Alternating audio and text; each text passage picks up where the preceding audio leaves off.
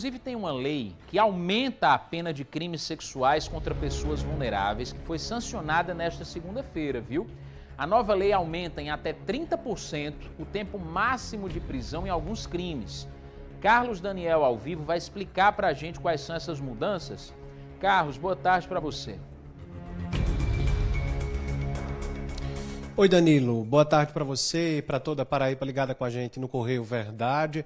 As mudanças sancionadas pelo presidente Luiz Inácio Lula da Silva endurecem de forma bem significativa as punições contra crimes sexuais, na verdade contra pessoas vulneráveis, principalmente crianças de até 14 anos. E aí, para a gente entender melhor, a nossa produção separou inclusive uma arte para a gente ver com mais detalhes o que muda na prática diante dessa nova lei.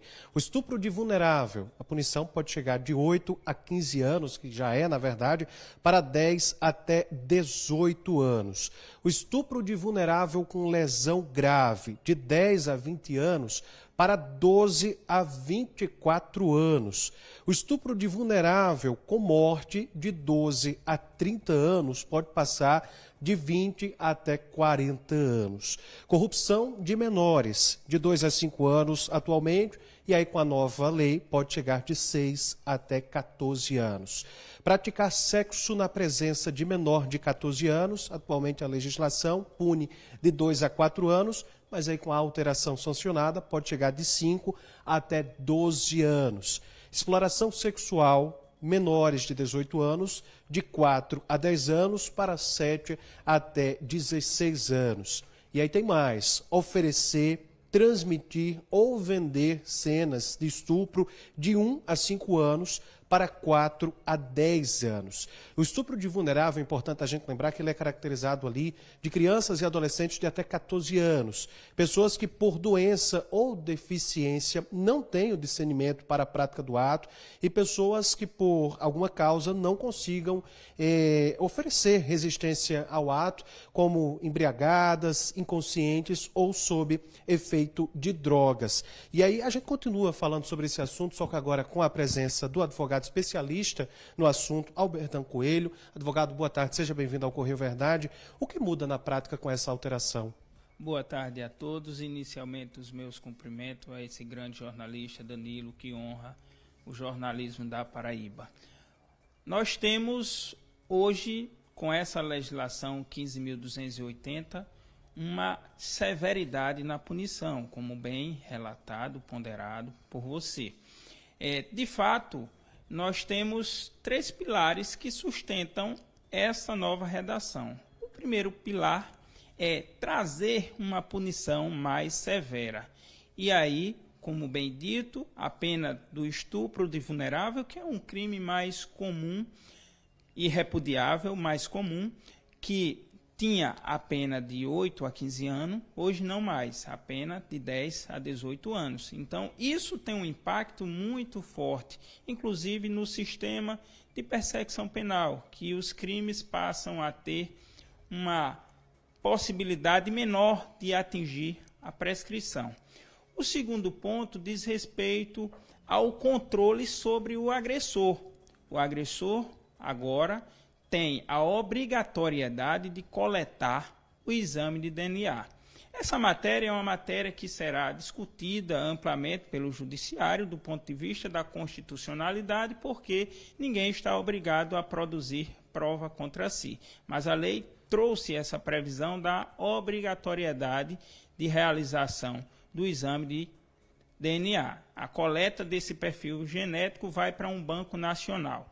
E o segundo ponto é o exame criminológico, que já tem previsão legal na lei de execução penal, mas que torna-se obrigatório em crimes envolvendo o contexto sexual.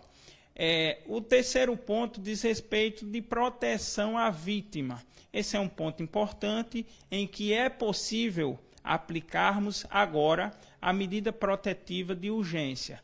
Antes, na Lei Maria da Penha, hoje com previsão legal no próprio Código de Processo Penal e no Código Penal. Existe, inclusive, um tipo penal para o descumprimento dessa medida. Então, é um avanço significativo para a proteção da vítima, para reprimir vigorosamente mais os autores desse crime, mas o grande problema, o grande anseio da população é fazer com que os criminosos sejam punidos, mas também que o Estado possa ressocializar as pessoas que porventura venham a ser condenadas por esse crime que é repudiante. Agora, advogado, ainda sobre o aumento das penas, em alguns casos chegando até 40 anos, como o senhor vê essa parte dessa nova alteração? Pode ser um fator desestimulante para esse tipo de crime? Eu tenho minha consciência própria, meu juízo de valor, de que o problema do Brasil não está no excesso da pena. Não é pena que vai resolver o problema.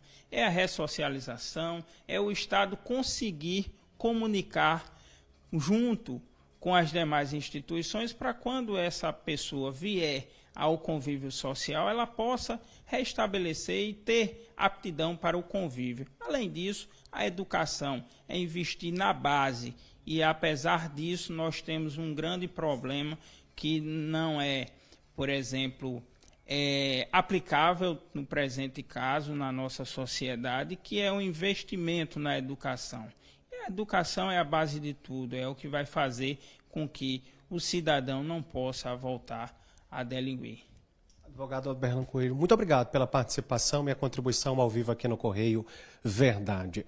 Danilo, eu volto contigo. Obrigado, viu, Carlos? Agradecer a disponibilidade do doutor que conversou com a gente, que explicou um pouco mais sobre essas mudanças e fez um destaque importante, viu, com relação à educação.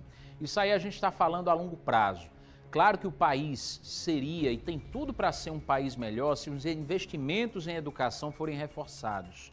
Uma criança que hoje tem condições de estudar, que recebe uma educação tanto na escola quanto em casa, tem a oportunidade de estudar até chegar ao ensino superior, a superar esse ensino superior em pós-graduações, mestrados, doutorados, enfim.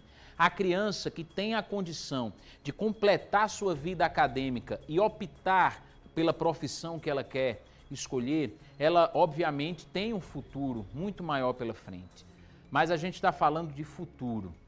A gente está falando de um país em que todos nós sonhamos, em que a educação chegue igualmente para todas as crianças e que elas possam continuar na escola até terminar os estudos e aí se tornarem um profissional de futuro, né, lá na frente. Só que, emergencialmente, a gente tem que combater o que está acontecendo. Por isso que endurecer as leis é uma saída. Mas eu já falei, quem tem coisa ruim no coração, quem não tem alma, quem nasceu e não presta, você pode até colocar a pena de morte. Ele não vai deixar de fazer a maldade, não. Por isso que o que a gente tem que fazer é proteger nossas crianças, nossos adolescentes, ficar de olho para tentar evitar que elas sejam vítimas desses monstros.